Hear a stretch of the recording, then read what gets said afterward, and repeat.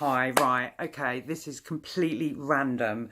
If you don't smoke, you might want to switch this off. And if you do smoke, you're probably going to think this is really a naive view on smoking or really stupid or whatever. But yeah, I've got some, you've probably already realised I've got some pretty weird outlooks on life anyway. Not sure if they're excuses, don't know, but here goes. So I just got a sub from the women's smoking culture. And I haven't checked it out yet, but I just saw their pictures and it's like women, you know, gorgeous looking women smoking. So I will check that out later. But anyway, it made me think about my smoking, when I'm smoking on film, and then my apology of smoking, and getting a sub from like this women's culture of smokers has kind of made me feel brave enough to share my views on smoking. But I will take this opportunity, first of all, to say that I don't think my word's gospel. I don't know anything. I wish I had all the answers, but I don't have all the answers. In fact, the older I get, the less I know. That's a song. The more I see, the less I know, the more I like to let it go. Oh, deep beneath the cover of another perfect wonder where it's all white as snow. It's one of my favourite tunes, actually, by the Red Hot Chili Peppers. So, I don't know if it's an excuse. Who knows? Who knows anything? Not me. But I've always thought the power of the mind is the most important thing in the world. So I've always believed that smoking isn't bad for me. It's only bad for me if I believe it's bad for me. So I was always what I would call a healthy smoker. You know, exercise, eat well, whatever. However, when they started when the cigarette packets, tobacco pouches and that, they started putting the warnings on, smoking will kill you, smoking makes you infertile, smoking blah, blah, blah, blah, blah. And I was buying them packets, as we all were, us smokers. We were then getting brainwashed completely that smoking was bad for us. I mean, I used to sit in a car when I was a little girl with my dad, who smoked with the windows shut. He would insist on the windows being shut and he'd smoke. So that's probably where I got my addiction to smoking from. Who knows? Smoking since I was 11, probably told you that. So I believe that something's only bad for you if you think it's bad for you. But if you get told something often enough, then it becomes your reality, it becomes true. So when they changed all the cigarette packets to smoking kills you, you know, it started going in my head, no matter how much I wanted to avoid the fact that I believed that smoking didn't kill me. And I'm really sorry if you think this is a naive way of looking at things. Maybe it is. You know, it did, you know, that I couldn't avoid it. So I was being brainwashed, smoking's going to kill me, smoking's going to kill me, even though previously I hadn't believed it. So I did try and quit quite a few times. Easy to quit smoking. It's even easier to start again. The trouble is when you are a smoker, you can and you give up smoking, you can go without smoking for ages, and then you just get that one craving and that's it. You have a fag and then you're smoking again.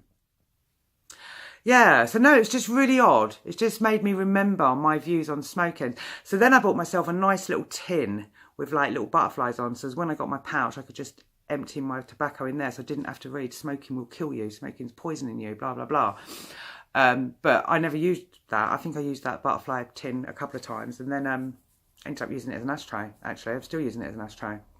So I'm still reading Smoking Kills You. And now, of course, all the tobacco pouches and cigarette packs are black, so they look even worse. Yeah, I don't know, it's odd. So smoking, for me, I'm smoking since I was 11. I'm nearly 50. I don't know how many years that is because I can't bother to work it out. But smoking for me, it's like grounds me because I'm quite hyperactive, really hyperactive at times. And smoking just gives me that grounding. It gives me that moment where I can just sit. So it's a bit like when men go fishing, you know, they go fishing to contemplate and to be on their own and to have that silence. So really they don't need to go fishing. They could just go and have that silence. But it's a tool, isn't it? They go fishing, it's their tool. And it's like, yeah, smoking, it's like the whole ritual with smoking. It's like making the cigarette and, yeah, and then just smoking. So I don't know. I know this is completely random, but I wanted to share it because it's quite a big thing. You know, it smells. See, so I'm like really conscious of smelling the smoke. So I like washing my hands all the time. And I know that once I've been in the van, even though I wash in the van every day, I know that my clothes, my hair and everything is going to smell of smoke. My friends tell me I don't smell of smoke, but they're lying probably, being polite.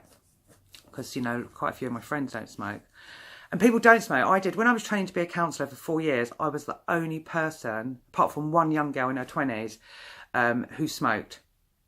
There were a couple of secret smokers in the class. And that's the thing. People are so ashamed of smoking now that they do it secretly. I remember driving to college, because I didn't want to smell of smoke when I got there, that I would put gloves on. I'd put a hat on, put all my hair up in a hat so the smoke didn't get on my hair. Didn't matter if it was the middle of the summer. And I'd put a coat on that I wasn't going to wear in college. So as I could then, and then I'd spray myself. So then I'd go into college and not smell of smoke because I know how offensive smoking can smell. Crazy. Yeah. So I don't know, I'm going to check this thing out. This smoking women's culture or something. I'm going to check them out and see what that's all about. Again, I'm not advertising smoking. If you don't smoke, if you've never smoked, definitely don't start because, you know, it is addictive. It's addictive. But, you know, was I born a smoker or not? Yeah. I said the last time I quit was for a year. It was just before I went on the road. And I was smoking again within 2 weeks of living in my van. And I said that time when I quit, because it was easy to quit. It was okay. It was good. It doesn't bother me when I quit. I don't save money because tobacco doesn't really cost that much money. It's cigarettes, Taylor's cost money. Tobacco, 50 gram tobacco lasts a week. And it costs, I don't know, 10 or something. I don't even take any notice of how much it costs. I've totally lost track of what I was saying. What was I saying? Yeah, anyway, smoking, it's not, yeah, don't start, it's not big and it's not clever, but if you do smoke, yeah, that's what I was saying. If I quit, I said last time when I quit smoking, that if I don't succeed this time, I'm giving up, I'm not trying to smoke anymore. So yeah, anyway, that's it.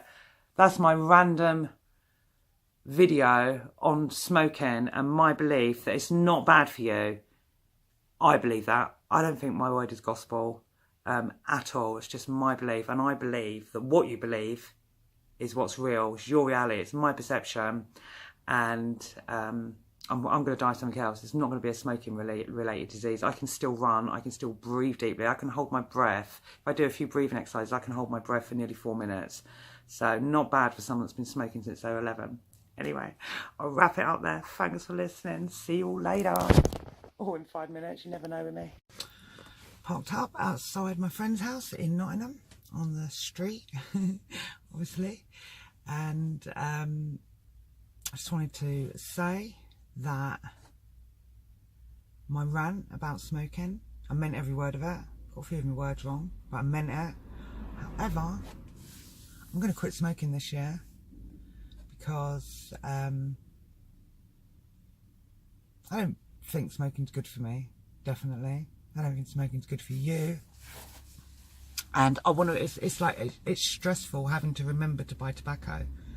Have I got enough tobacco when I go to sleep? So I can have my first smoke when I wake up in the morning. It's a bit like having a mobile phone. You know, we think about our mobile phones all the time. Probably check it as soon as you wake up in the morning, or, you know, if you leave the house without your mobile phone, you're going to go back and get your mobile phone. It's exactly the same with tobacco. You don't leave the house without your tobacco, and if you do, you go back and get it. If you run out, it doesn't matter what you're doing, you will go to the shops and you will buy tobacco. So yeah, not smoking removes that stress out of your life. However, when you don't smoke and you're a smoker, like me, a proper confirmed smoker, as I've always called myself, When you're not smoking, you think about smoking, and that's stressful too. My mum was going to call me Ashley. My Aunt Doreen said if you call her Ashley, she was going to call me Fag Ash Lil. So it kind of fits, really. So yeah, what I say, I mean 100%, even though I might get my words a bit wrong, to be fair. In fact, I do a lot, because my head's been so empty since I've been on the road. It's like my brain's just starting to wake up again. But 10 minutes later, I might say the complete opposite, and I also mean that 100%, and I believe that, but that doesn't mean I don't believe the opposite of what I said 10 minutes previously.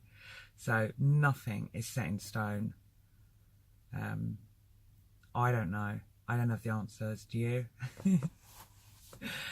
Anyway, yeah, have a good day.